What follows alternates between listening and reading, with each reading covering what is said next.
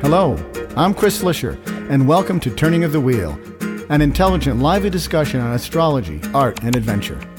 Timing is everything, and as the great wheel turns, we are best prepared when we are best informed. Join me as I explore the current planetary alignments and offer insights for coping with change. Educational, informative, enlightening, the Turning of the Wheel is a welcome pause in your daily swirl of constant change. Through intelligent discourse, inspired guests, and educational segments, I will help to enlighten your knowledge of astrology and guide you to accept change as the great wheel of life turns. Call in with your questions and speak with some of the greatest visionaries in the time-tested practice of astrology. Turning of the Wheel, Astrology, Art, and Adventure with Chris Flisher, each week on Turning of the Wheel podcast.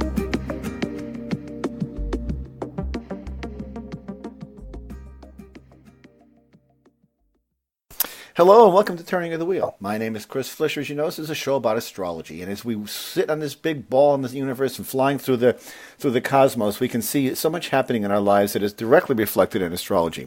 And that's why it fascinates me so much. I got a great guest coming on very shortly. Before we do start, I want to remind you about my newsletter, which goes out every Sunday afternoon. In there, you'll find a couple of paragraphs of mundane astrology, which incorporates all of the planets and speaks to all of us individually.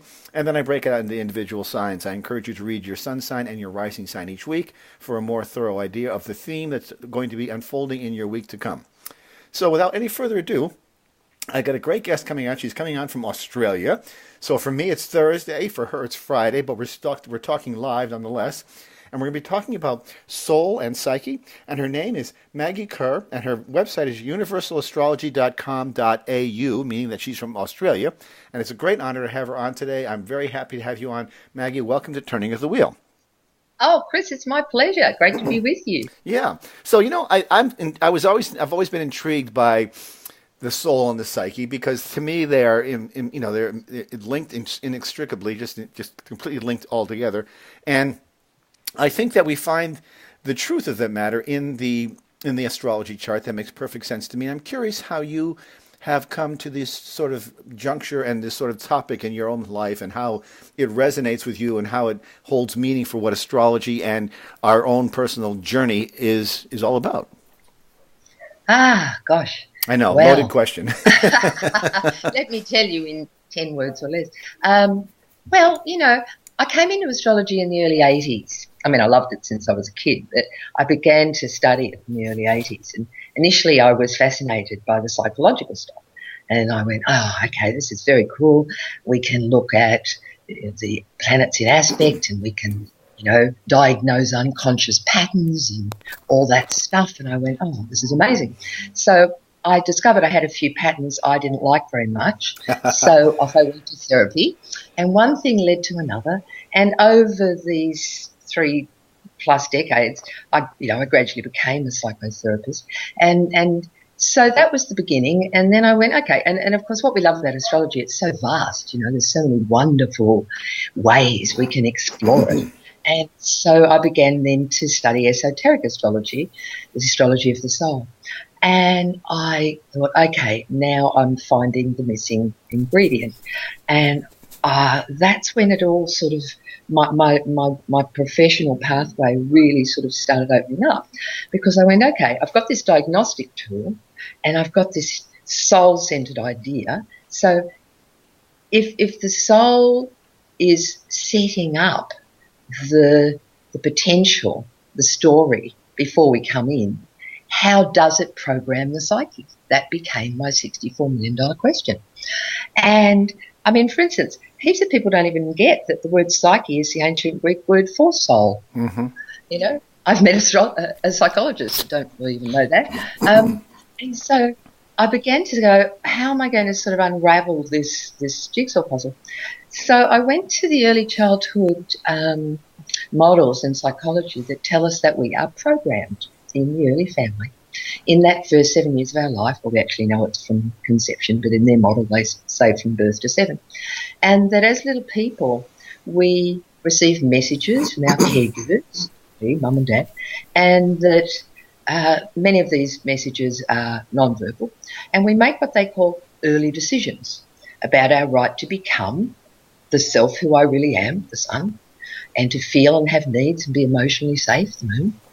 to think my own thoughts and gather data and share and communicate and to be heard and understood, Mercury, to be valuable and worthwhile and have healthy relationships, Venus, to assert myself cleanly and take action in the world and be brave, to find life meaningful and have a sense of purpose, Jupiter, to set goals and achieve them and to make it in the world, Saturn, to tap into the sort of collective, I belong in society, Uranus, to access my higher intuitive, connection to the divine, Neptune.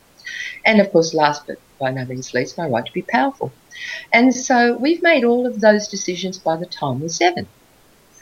But, of course, they're all unconscious.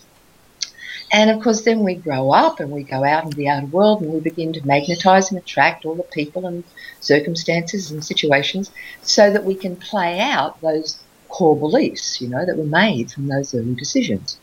So back to the idea of the soul's coming in with this history. And we see this through the moon.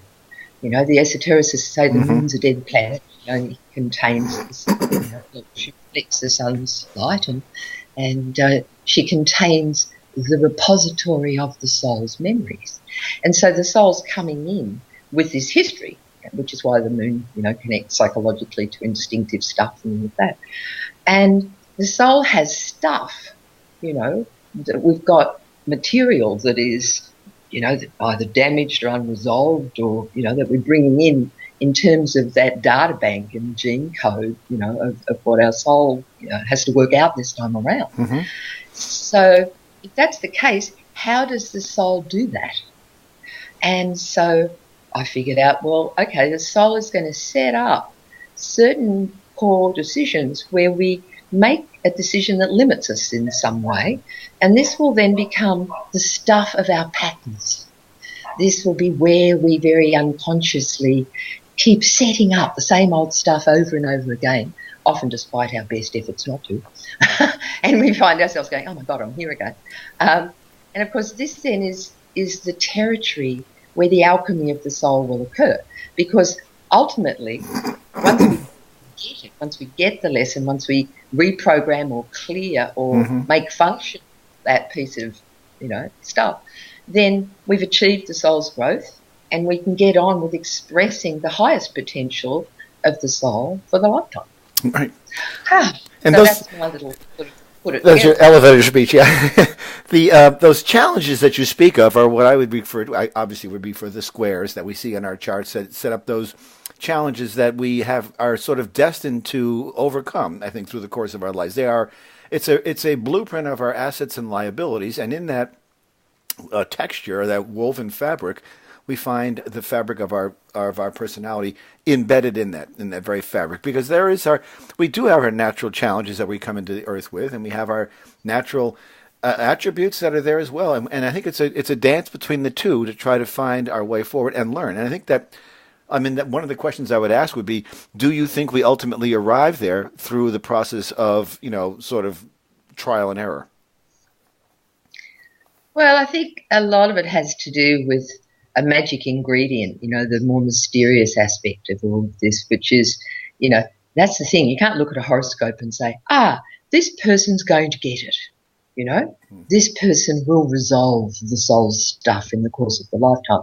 That's up to the degree of consciousness of the individual involved, I think. We know that when a Pluto transit comes along, it provokes, it activates a piece of soul potential for resolution. Something's going to have to go through, a death rebirth, and you're either going to get it or you're not. So, and that can vary widely too. Of course, it can vary widely because of the sort of the metaphor for what death and rebirth implies. That can be very different for each of us. Well, absolutely. But the point I guess I'm making is that after all these decades of doing God knows how many thousands of charts, what I've seen is that at best we learn to manage our patterns. I think one of the sort of kind of, maybe it's a bit innocent sometimes, some of the modern psychological work where you go, oh, yes, and once you figure it out, then everything's honky-dory and you have this fabulous life. Mm-hmm. No, like I'm an Aquarian, so there's core territory involved in my psycho-emotional, sort of life, which is always going to contain the potential for setting up or believing that I'm playing out rejection or that I don't belong or whatever, and I've processed that and therapized that till the cows come home. But at the end of the day, there'll be certain moments that happen. You go, have I set up the rejection tape? And so I breathe into that and nurture that part of my inner life, that sub-personality, and say, no, it's all right, darling, everything's fine, it's all right.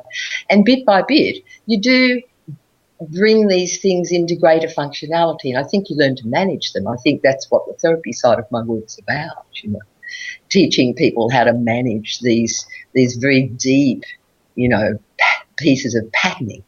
And so they never quite go away because they also contain the greatest gifts. That's the idea of the alchemy of this stuff, that you can, come into it and go, I'm actually going to use this function properly, and to the best of my ability.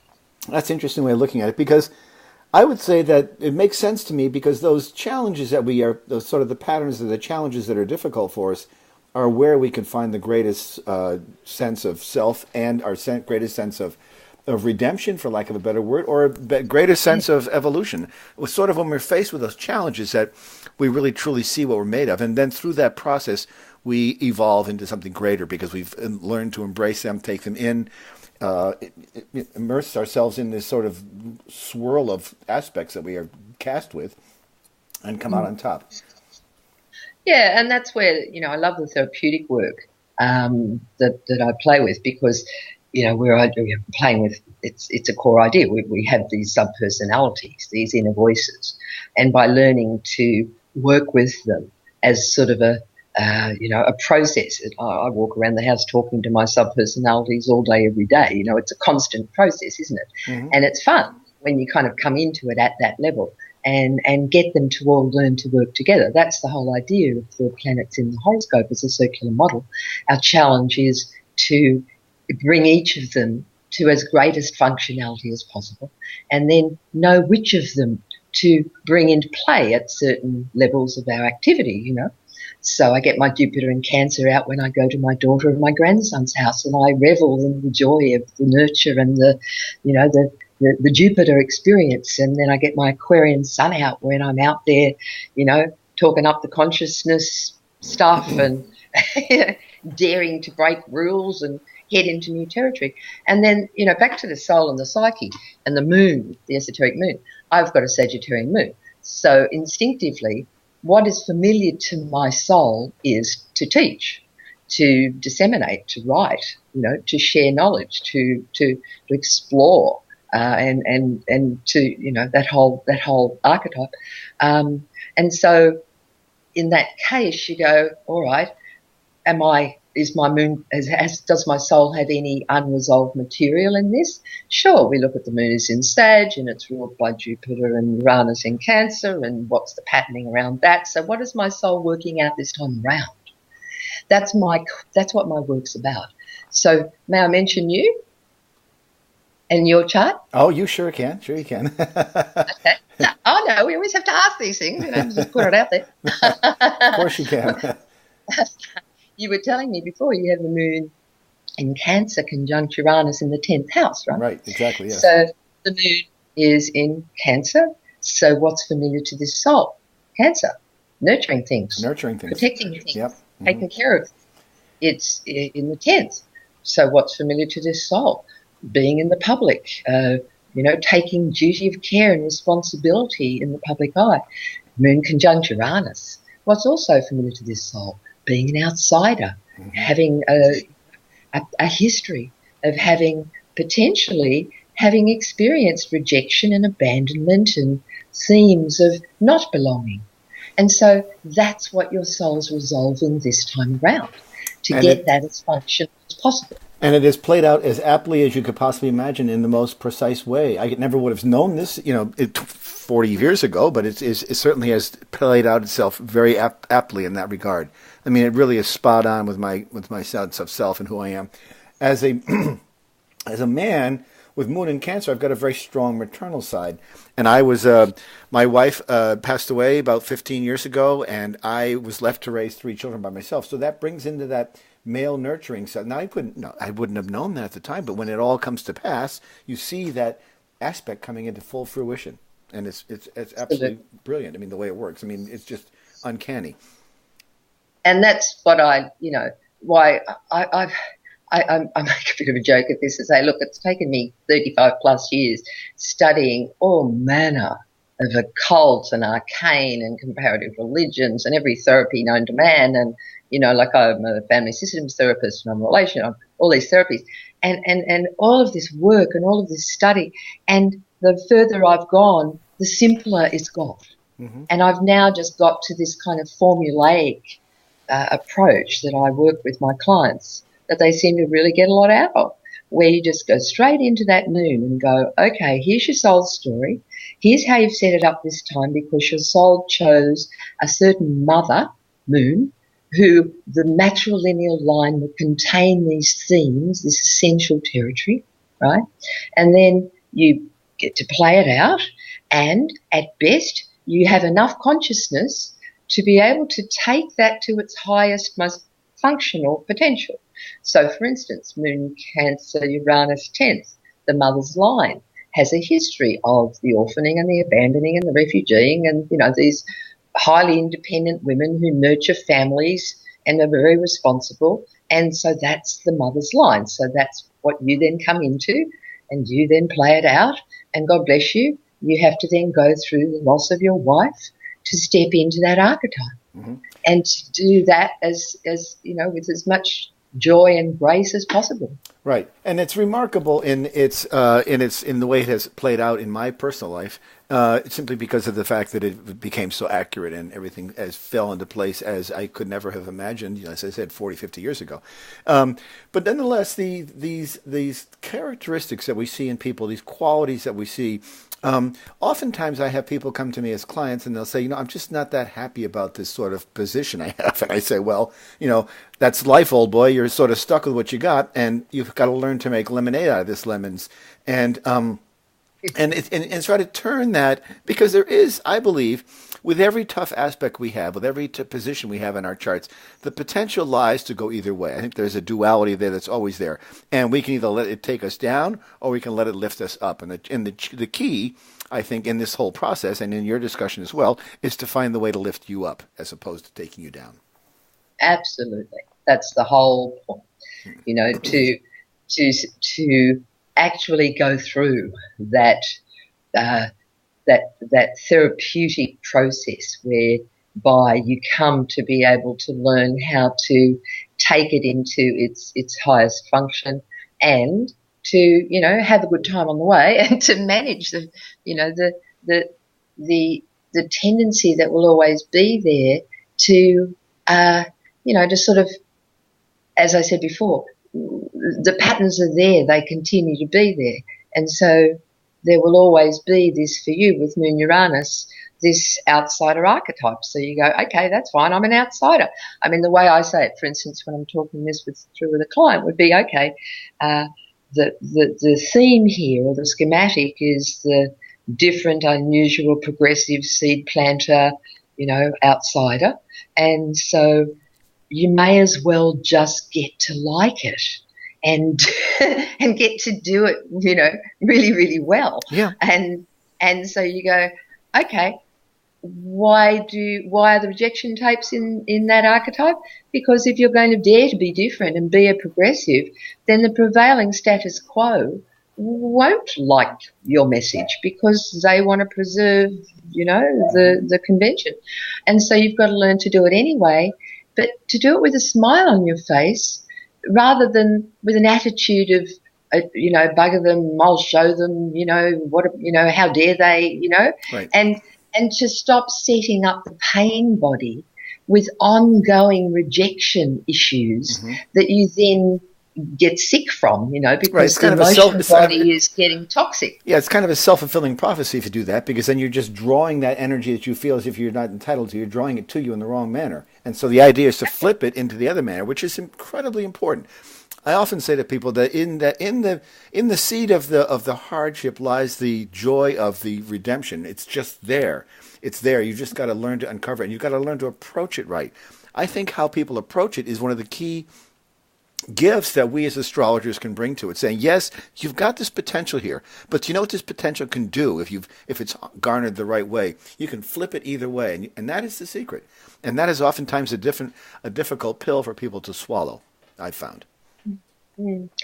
Well, of course, that's why we love the psychological, sort of worldview, if you like, in our astrology, because there is that understanding that we can enter into the mystery, that we can join with our soul, and that's why I love my psychotherapeutic work. It offers this container in which to do that. And the language and the symbology. Exactly.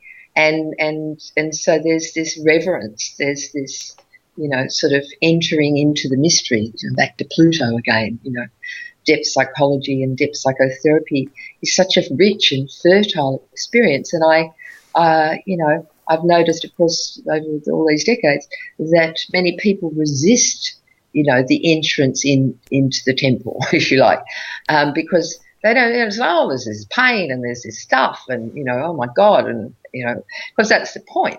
We store all of the old unprocessed feelings that we carry, below the solar plexus, in the sacral plexus, in that lower region. And so all of the pain and the fear and the helplessness and the rage and blah, blah, blah, it's all, repressed and stored down below, which is why so many people are sick in our culture.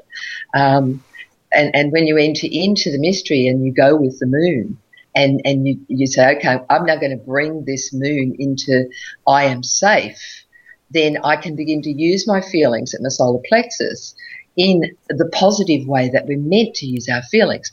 You see, so many people made a decision in that early 7 years of it's not safe to feel because of whatever the circumstances are, especially if there's an affliction to the moon. And so they cut off feeling, which means they also then sure, you don't have to feel all the pain and the little shit, down below, but it means you're blocking the upward flow to the heart and the joy and the throat and the the open safety to speak and up to the higher centers and Uranus and the sacral plexus and and then Neptune and the crown center, and above that is the soul. So we can't get to soul until we deal with the feeling body. And I think that much of what you're saying makes perfect sense to me. But I was going to say is that I think part of the reason people don't pay attention to this is because it requires a great deal of work. I think the amount of work that's involved with the self-introspection and the self-discovery is what prevents people from going. They'd rather be distracted. They'd rather be on doing something else, and it's just that's the problem. Well, and that's what I was perfect lead-in for me to say. That's why, as I said, I've gone all around it and up and down it and in and out of it for all these decades, and now I've got it back to this really simple place. So my therapy work is really geared around keep it simple and make it fun. I came across a therapy many decades ago called solution-focused brief therapy, which is, you don't have to go back to the, that whole Jungian, on the couch for 100 hours and this and that and something and go in and feel the original pain and which parent did what. And it's kind of like, whatever, doesn't matter. All we know is we've got stuff. So by learning to work with our sub-personalities, with the Gestalt work that I do, you can begin to really, with a much lighter sense of being, enter into this dialogue relationship on a daily level where you're just processing yourself all the time, but really with a very light, with a very light touch. And sure, when you say, for instance, okay, I now give myself permission to feel. So we're talking about the inner parent to the inner child. All right, it's safe for you to feel. Great. And so, well, of course, when we say that, then we've got to be prepared that we're going to maybe have a whole lot of feelings come out once again, especially in a Pluto transit. So what I say to clients is, hey, you might have a moment where for some reason, you don't know why, you just feel really sad. Don't bother finding out, thinking about it. Don't analyse it. Just go and lie on the bed, have a good sob. You'll feel much better. Great. And might be another moment where you feel really angry, really pissed off. Great. Just go out the back and away from everyone and whatever, and just I have this famous new therapy that I came up with a few years ago called fuck therapy. So you just go out the back and you stamp your feet and say fuck, fuck, fuck, fuck, fuck, 50 times, and get that out of your body. The main thing is getting all this stuff out of our cellular memory, out of the stored, Yeah, you've got to purge it. You've got to purge it in some way. You've got to purge it. But you don't have to make that, oh, God, it's kind of like this really heavy thing. Mm-hmm. It's that, as I say, I guess it's my Leo rising. I'm in there going, hey, how can we play in this? How can we make it something that isn't so scary? That's what I was meaning before about we're entering into the realm of the mysteries, but we can do that in a certain attitude, mm-hmm. and we can do that with a sense of excitement almost. Oh, isn't this interesting?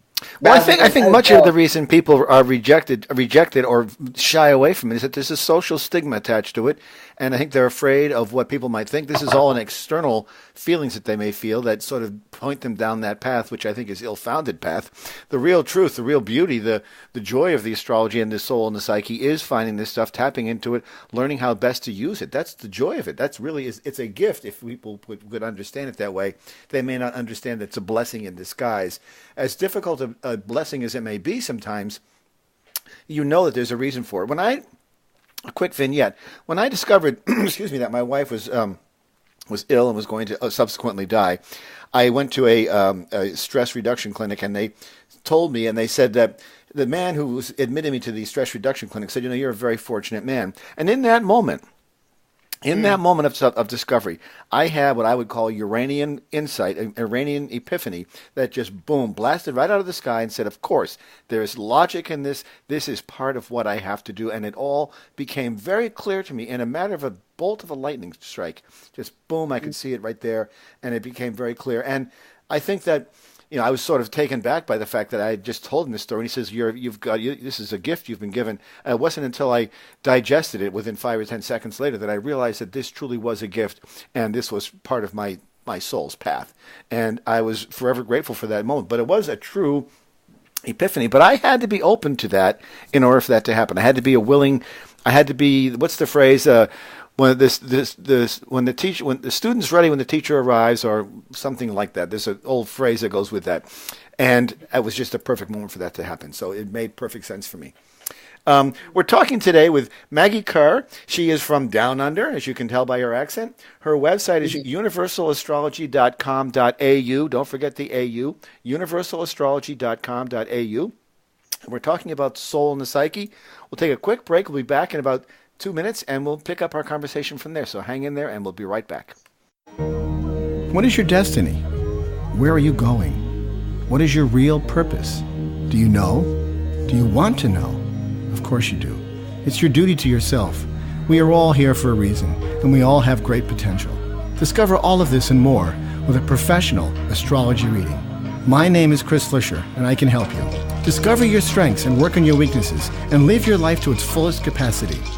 Based on your birthday, birthplace, and birth time, an authentic astrology reading will allow you to live your life to the fullest and reveal your true purpose. Only real astrology can give you real information. It is your destiny, and it is your path. Write me at chris@chrisflisher.com and book a reading today, or call me at 978-393-1036. That's 978-393-1036. www.chrisflisher.com.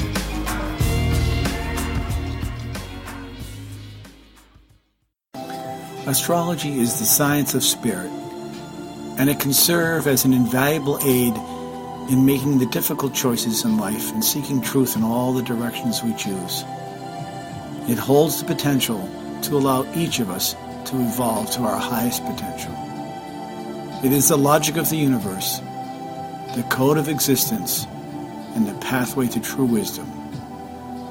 It is our duty to draw from it the instructions for our lives, and to live them to our fullest potential.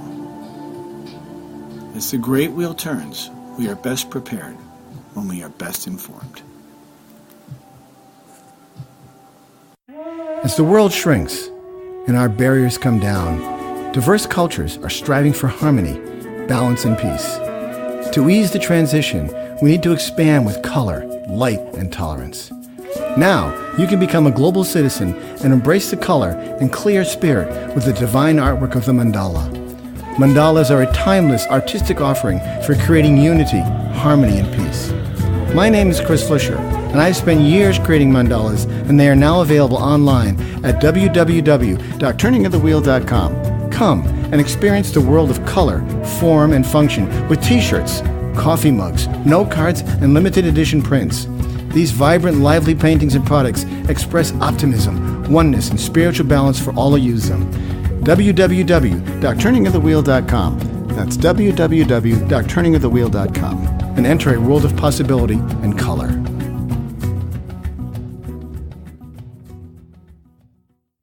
Okay, welcome back to Turning the Wheel. My name is Chris Flisher. We're speaking today with Maggie Kerr. She's a wonderful astrologer from Down Under. Her website is universalastrology.com.au. Be sure you add the AU at the end there. And we're talking about soul and psyche. One of the things I was going to say is that, I alluded to it earlier, is that astrology requires work. I think people come to us with the idea that we have a magic bullet in there somewhere. We're going to find their gem and their day is going to arrive and they're going to be rolling in dough. But what it really does is it points out these difficulties, and people rarely come to see us if things are going well. They come to see us when things are going badly and they're in need of some advice and when is it going to end and all the things that they go through. But I think that it does require work, but the work is worth it if you're willing to go through the journey, I think. And I think that's really what you're talking about as well. Sure, absolutely. And as I said, there is a seriousness to it. Yes. In the sense that, any process in our soul's agenda around upgrading our potential, stepping forward into our power, and so on, requires, commitment and focus. It's like, whatever, just in your daily work, whoever you are, if you want to achieve anything, you have to apply yourself, whatever.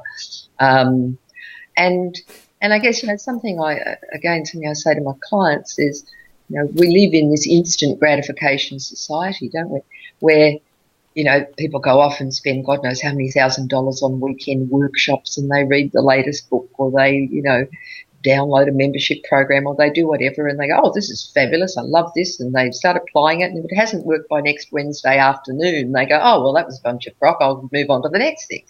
So, we know from the arcane teachings and principles around discipleship and that sort of thing, that discipleship isn't for the faint-hearted, Right. That there is a commitment and a process and a period of time involved. And so I think that's really valid for those of us that are really seeking to, sort of use our astrology or our modality, in this kind of really,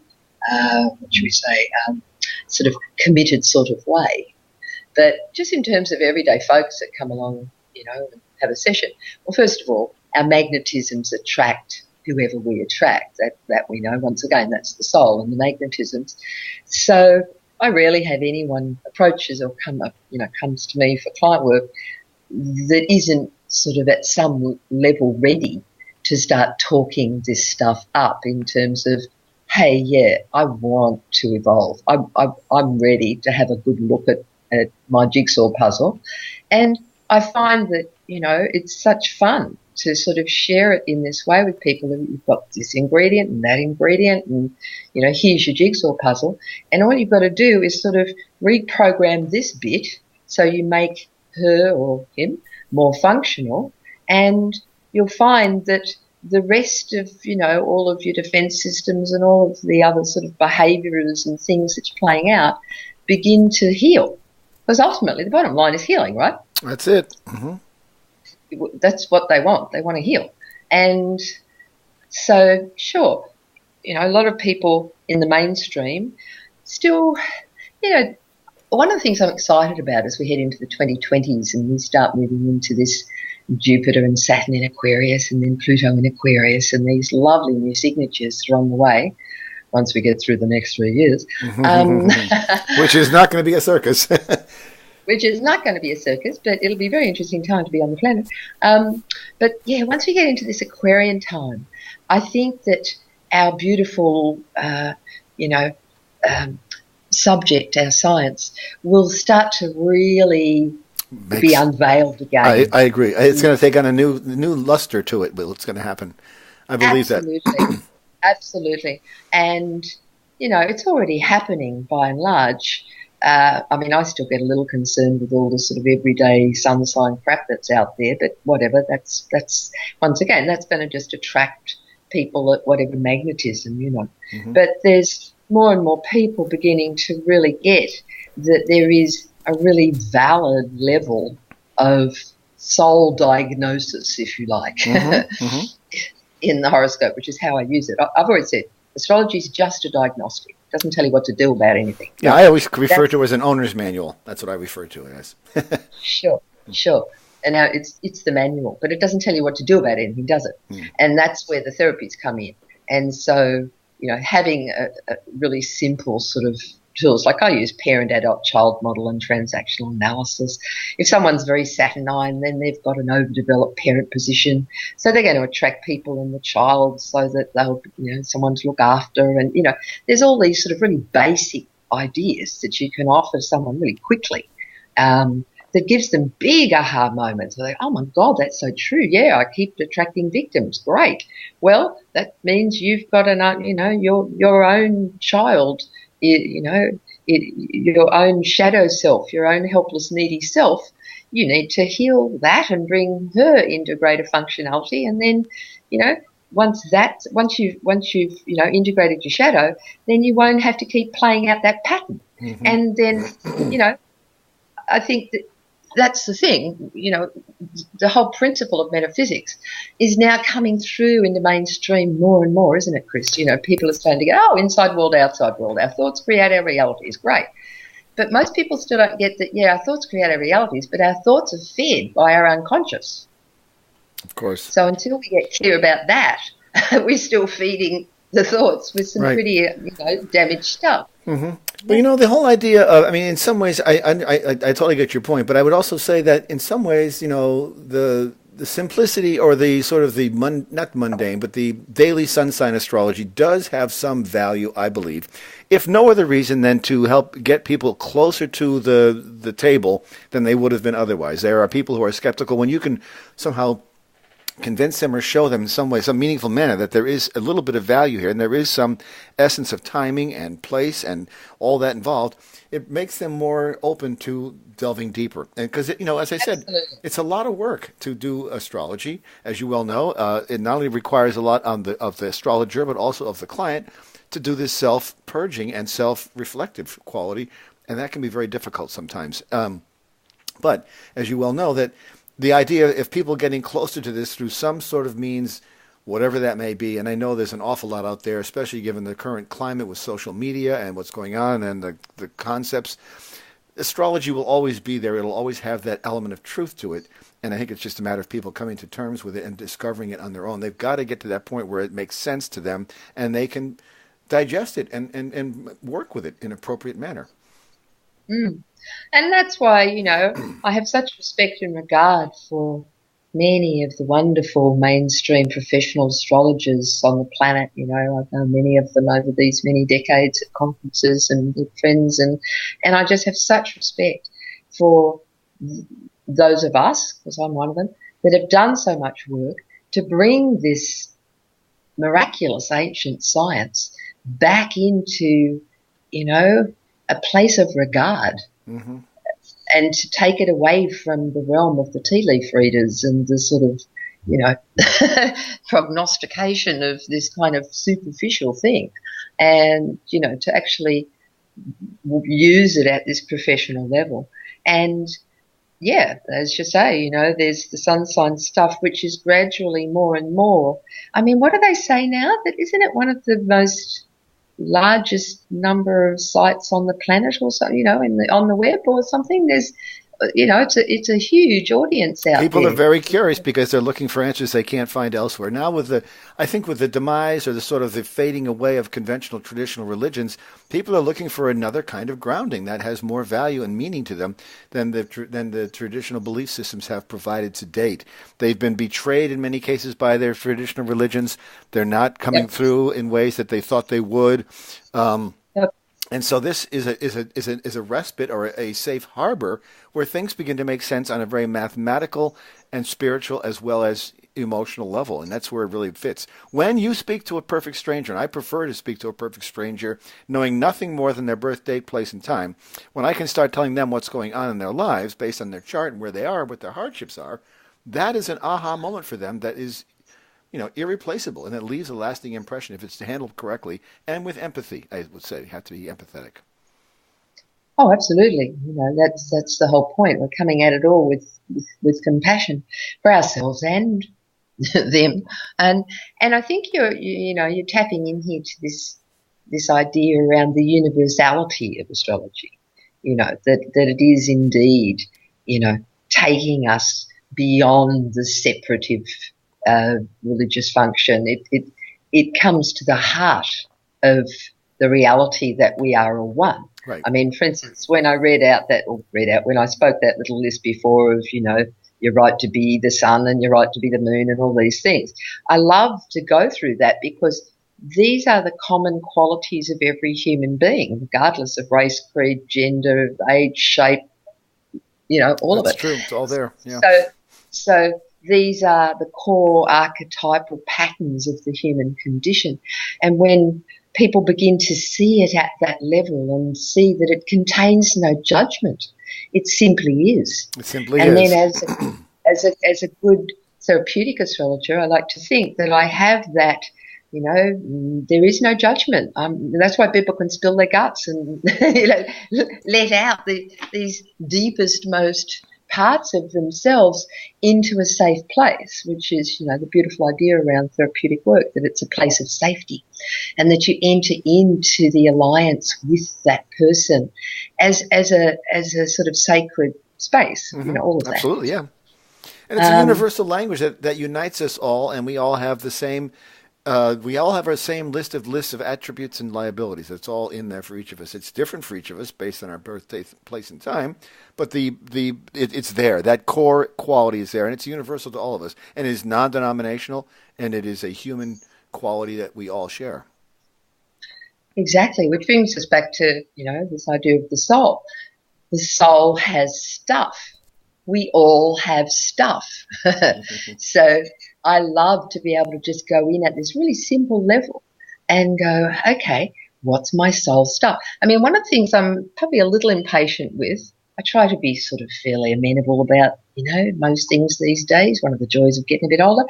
But I do get a little impatient because I've been around for so long, you know, and the whole New Age movement and the whole, souls and everyone's fluffy and cheesecloth and, you know, forgive everybody and, you know, all that sweet stuff. It's kind of like, no, souls have stuff. That's why we're here. And that it stuff isn't needs all to be sweetness and light and angels. Right, and we need to deal with that stuff. And that's why astrology, I think, in many ways differs from a lot of the things that you're talking about, sort of this sort of consciousness awareness of people coming to terms with this and trying to find truth and trying to find the answers. The answers are there. And it's what I find fascinating about this is that we're in a time with Neptune and Pisces where these types of subjects are really relevant again, as they were 164 years ago around this time. And we can go back and find the birth of the Theosophists and stuff like that. And It's all there, and we are back in this spot again looking for these answers. And it's a fascinating time to be involved in this. And the rewards are there if those people want to go for the work to find them. I think that the rewards are there. Oh, that's so true, you know. And of course, Chris, to steal your title, we've had a turning of the wheel since then, haven't we? Right. And whenever the wheel turns, it doesn't come back to the same place because it's a spiral. So it goes up. and it comes back, and you've got 164 years worth of developmental framework to build upon. So we're at a whole new level now in terms of the bigger ideas around, the sort of collective evolutionary process toward the higher function of the human condition, and that we are now free to begin to step out. In fact, I was just been writing yesterday about Chiron and Aries for next year, and this whole idea of Chiron and the bridge between the lower nature and of Saturn and the higher function of Uranus, Neptune, and Pluto, and even that Chiron wasn't even discovered the last time Chiron was in Aries, right? Right. And so this is interesting, because we're actually even now from this 2018 going to go into a new level of initiation here. As Chiron, it's like, we've known about Uranus, Neptune and Pluto, and energetically they've been doing their magnetic thing to take us higher. But it wasn't until we discovered Chiron that we had the bridge, and that's from 1977. But now we've got Chiron in Aries opening up this whole new initiatory period that allows us to begin to really, once we heal the safe will of Aries, and God knows that's what's so damaged in our collective culture, then we've got a whole new level of potentiality around really stepping towards the Aquarian ideal. Right. And that is to, really move into the universal we are all one principle once and for all. And that's why I continue, even after all these years, and I do get very tired of the front lining, but to hold the faith that this whole 2020s period is going to be worth all the work we've all done. Oh, I believe that to be true too. Because we will start to see the shift. We couldn't have gotten there any other way. I think we have to go through this. It's sort of a baptism of fire. We have to go through it in order to come out ahead and learn what's there. I think your comments are very astute, and it makes great sense to me, especially with Aries being the beginning and the sort of this new way of approaching things and going forward. And we have more accumulation of empirical data that we can rely ourselves on. We've entered a whole new realm. We've had much more information on our brains than we did 164 years ago, or whatever planetary cycle you want to choose. We're much further along the road, and then that gives us a new, much broader palette. And we also have access now to galactic consciousness. Mm-hmm. I mean, we've had 21-12-12. We've had the main calendar turnover. And so we're in alignment with the galactic plane at the moment. I mean, that whole period takes 72 years, right? Right. So 2012 was sort of the midpoint of that. And guess what? That began in 1977, which is the year we discovered Chiron. And it ends in 2064, which is when this next Chiron in Aries cycle completes. Mm-hmm. How cool is that? I just was looking at all this stuff yesterday. I was like, oh, my God, but don't you love the symphony of it all? It's just astounding. Yeah, it is. See, that requires a certain view. You've got to be able to see the view and understand the logic. That requires a certain mindset. I think that mindset is not an easily found concept or attribute amongst people. You've got to be able to homologate these terms and ideas and figure out how they work symbolically in order to see the logic behind that, because the logic is there. I see the logic. I can't always explain it, but I do see the logic. It's so relevant to me. So relevant and evident. Mm. Well, I guess that's why I'm an Aquarian, because my brain just goes there, It's kind of like, oh, God, this is fascinating. How does that go with that? And this cycle's leading to that. And this is – so, for instance, what you're talking about, we have now so much more information, right? So we're talking about 1993, January 93. We had the Neptune-Uranus conjunction in Capricorn, mm-hmm. and that issued in a new 173-year cycle of the two big boys.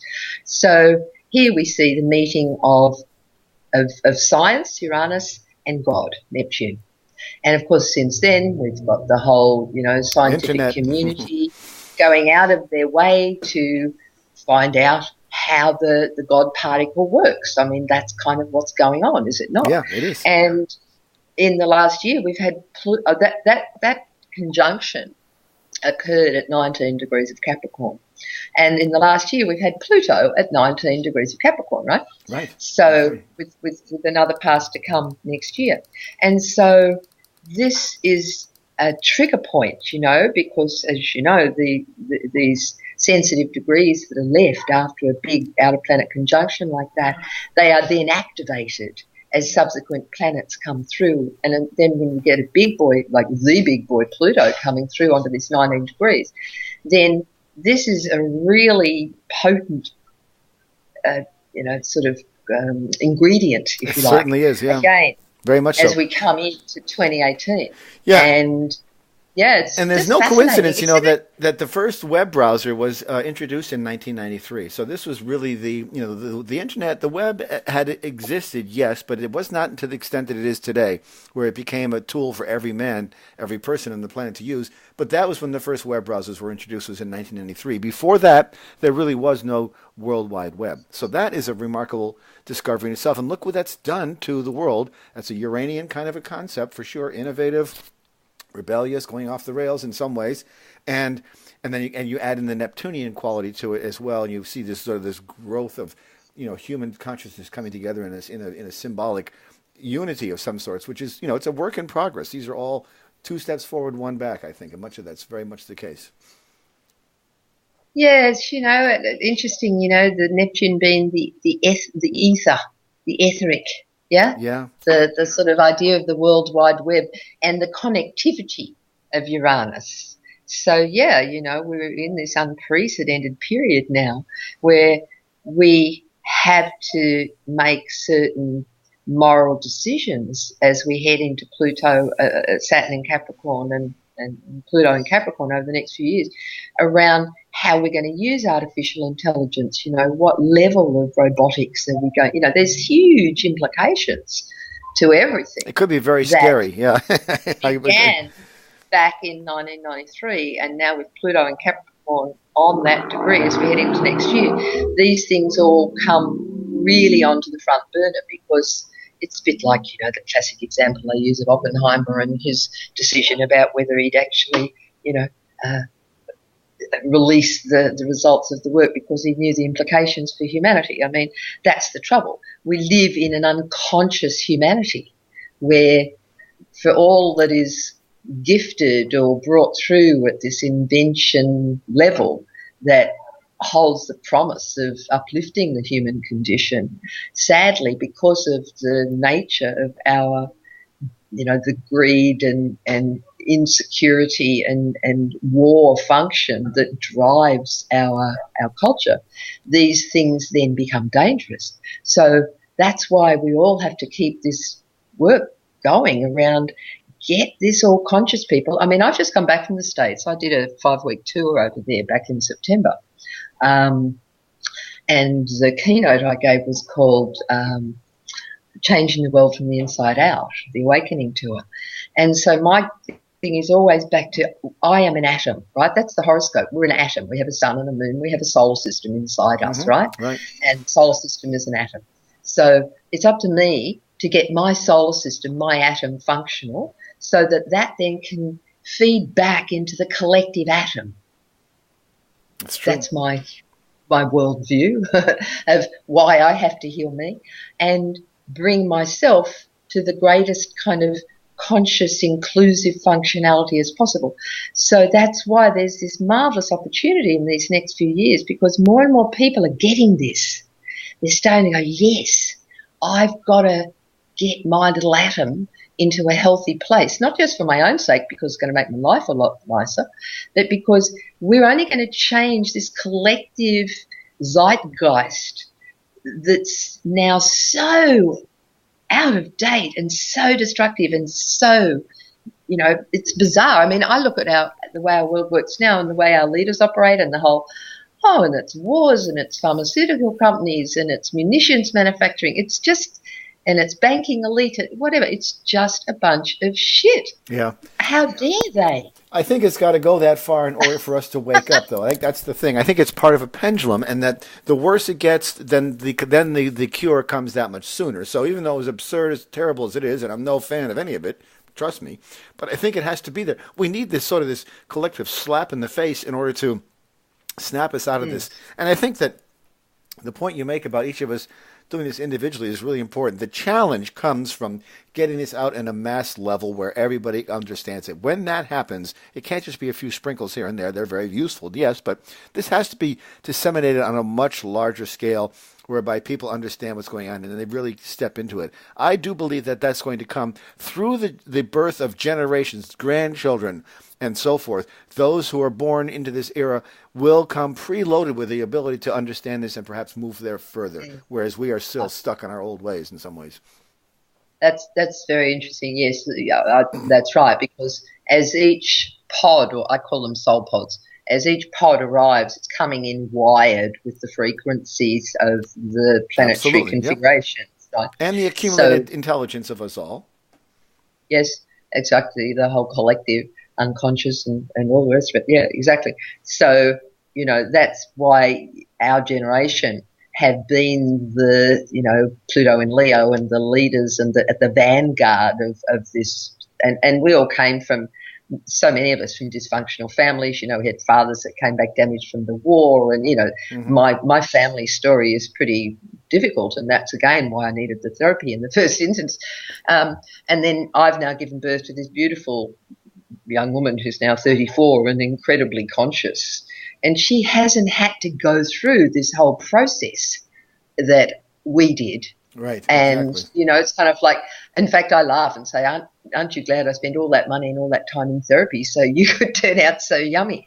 Because that's what it's about. And you probably can relate to that with your sons, that you have this sense of, it was worth it because I've nurtured some conscious beings and they'll give birth to more of them. And that's exactly what's happening. Yeah, it's an accumulation of cool young people. Yeah, it's accumulation of this collective wealth of intelligence that's been brought through the DNA strain and given to us, and I think that they are going to be the ones that really, even though I regret the fact that we're giving them such a tough row to hoe, I take faith in the fact that I think that they're capable of doing it. They will have evolved to a place where they'll be able to handle it better than perhaps we did at our time, because we are all only a moment in time, so they are probably better equipped. And this is this duality quality of going back and forth of having things be really bad before they get good. I am ultimately very optimistic. I just think we have to go through a rough patch of road first. Well, gosh, yes. It's going to be so interesting this next couple of years. Well, it is. We've already seen a lot of what's so interesting, and things we never thought we'd see have already occurred, and they are wake-up calls, regardless of how you may feel about anything. The politics of the world, the leaders of the world that are there today are there to snap us out of our complacency. Complacency, yes, we're very complacent, and they will snap us out of it and bring us to a place where we say, "Wow, we can't let that happen again." And that's probably their greatest purpose, and that's absolutely that's probably okay. That's why I always encourage people to sort of, one of the great gifts of Uranus is that objectivity, to be able to sort of just watch it all and to witness it. And I've always loved the Alice in Wonderland line, where she's down the rabbit hole and she's in the madhouse with all of these bizarre archetypes, and she retains her innocence and her good nature, and she simply says, curiouser and curiouser. Yeah. Right?